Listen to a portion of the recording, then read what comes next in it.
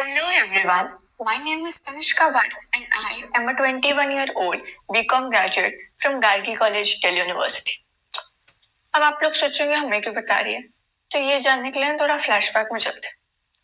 तो बचपन से ही ना मुझे टीचिंग का बड़ा ही क्रेज था भाई को। मुझे टीचिंग से तो कूल जॉब किसी की लगती नहीं थी। हमारे स्कूल में टीचर्स आते थे, मस्त एसी में बैठते थे, थोड़ा बहुत पढ़ाते थे, बहुत सारा होमवर्क देते थे, बच्चों की खूब पिटाई करते थे, सारा अपना फ्रस्ट्रेशन बच्चों पर निकाल देते थे और छुट्टी हो जाती थी। और इतना ज्यादा मजा आता था अपनी फ्रेंड्स को पिटते हुए देख। तो मुझे लगता था मैं भी बड़ा होकर ना टीचर ही बनूंगी और मैं भी अपना सारा फ्रस्ट्रेशन बच्चों पे निकालूंगी और उनको खूब मारूंगी। अनटिल अनटिल मैं एक दिन खुद पिटी, वो भी अपने संस्कृत वाले टीचर से। मतलब मैथ्स वाले टीचर से पिटे रहती या साइंस वाले टीचर से पिटे रहती या इंग्लिश से पिटे रहती तो कुछ समझ में भी आता कि चलो अभी तक है पिट गई, बट पिटी भी किससे? संस्कृत वाले टीचर से। बट उस दिन मुझे ये चीज रियलाइज हुई कि बच्चे को ना कभी भी मार के नहीं समझाया जा सकता। जिसको लगती है ना उसको दर्द होता है, जो मारता है उसको तो मजा ही आता है। तो उस दिन मेरे को हिट हुआ कि मैं ना कभी बच्चे पे हाथ उठाकर उसको नहीं पढ़ाऊंगी। मैं ना हमेशा उसको प्यार से समझाऊंगी, उसको एक इंटरेस्टिंग वे में समझाऊंगी। ऐसे ही धीरे धीरे करते करते बोरिंग क्लास अटेंड करते करते पिटते पिटाते 10th स्टैंडर्ड आ गई। 10th स्टैंडर्ड में I scored 96.4% overall and 97% and 97 marks I would say in science। सबको मेरे से एक्सपेक्टेशन थी कि मैं तो साइंस स्ट्रीम में ऑप्ट करूंगी, बट मैंने सारी एक्सपेक्टेशन में पानी फेर दिया। मैंने कॉमर्स ऑप्ट कर लिया क्योंकि मुझे हमेशा से कॉमर्स में इंटरेस्ट था। दीदी की भी कॉमर्स थी तो उनसे भी थोड़ा बहुत इन्फ्लुएंस होकर मेरे को कॉमर्स में इंटरेस्ट आया।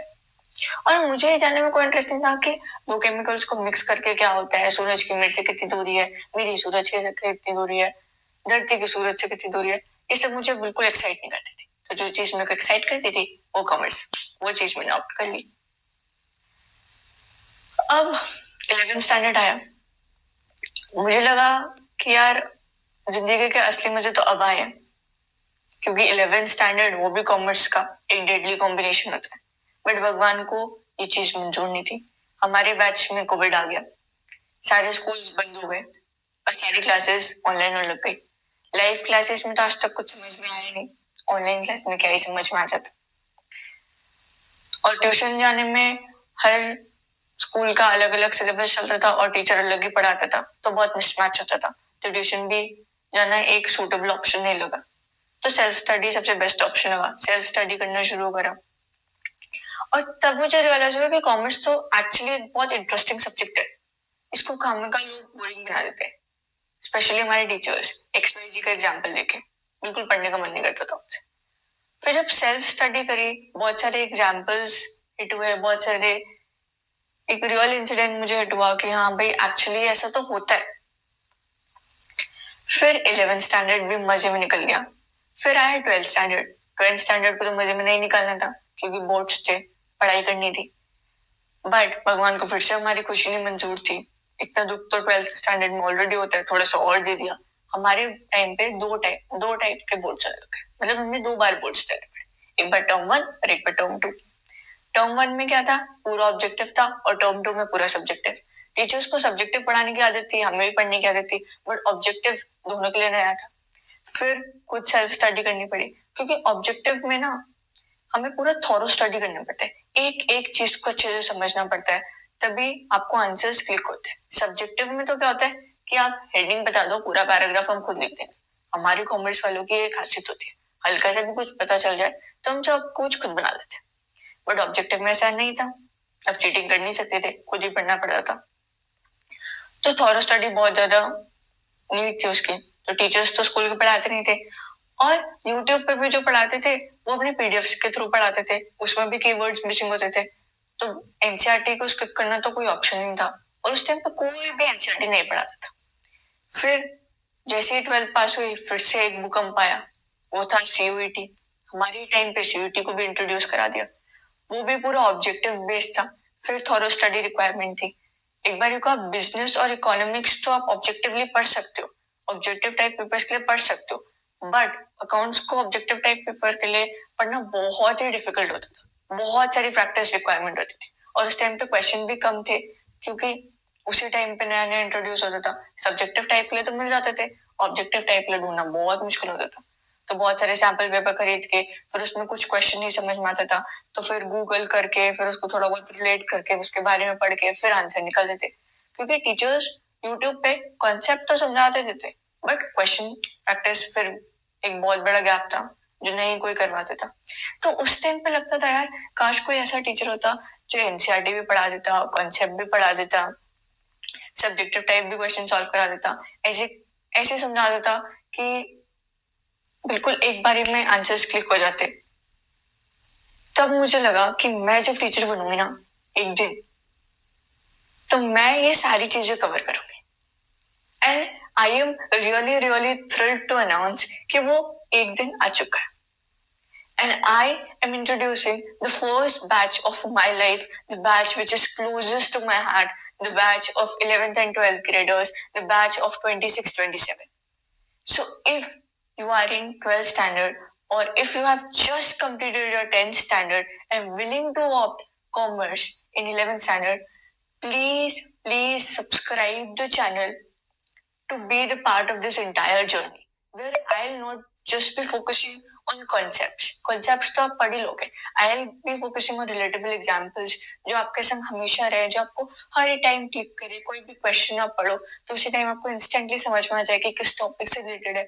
I'll be covering numbers and numbers of objective question, numbers and numbers of subjective questions. हर चीज I'll be covering और सिर्फ 12th स्टैंडर्ड तक ही मैं आपके साथ नहीं रहूंगी। 12th स्टैंडर्ड के बाद जब सीवेट आएगा ना तब भी I will be guiding you कि कैसे एक स्ट्रेटेजी बनानी चाहिए ताकि आप अच्छा स्कोर कर पाओ, कैसे कॉलेजेस को सेट करना चाहिए ताकि आपको बहुत अच्छा कॉलेज मिल सके। और कॉलेज में भी जब आपको कॉलेज भी मिल जाए तब भी मैं आपका साथ नहीं छोड़ूंगी। उसके बाद भी I will be guiding you कि कौन सी सोसाइटीज ज्वाइन करनी चाहिए, क्या इंटर्नशिप्स करनी चाहिए या नहीं करनी चाहिए। और उसके बाद भी I will be telling you how to land a very good job.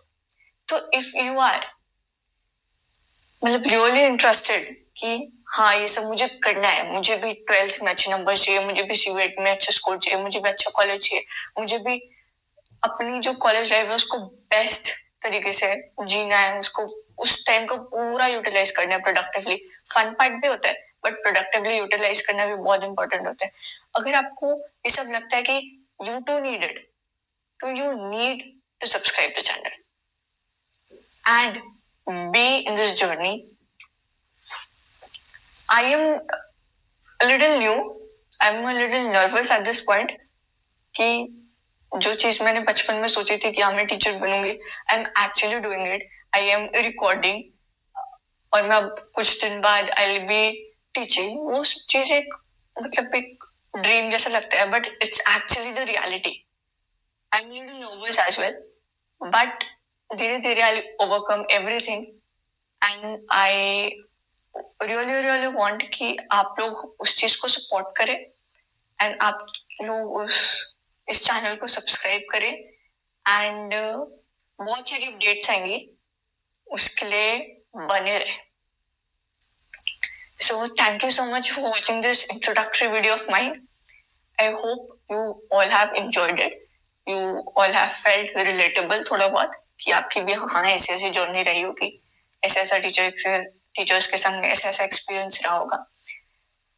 तो that's it for this video and just subscribe the channel for more updates because अब मैं हर थोड़े थोड़े दिन में वीडियोस डालते रहूंगी जो आपके लिए बहुत बहुत हेल्पफुल होंगे और ये वीडियोस आपको बहुत रेयरली यूट्यूब पे मिलेंगे क्योंकि मैंने एक्चुअली ये चीजें फेस करी हैं अपने स्टूडेंट वाले जर्नी में।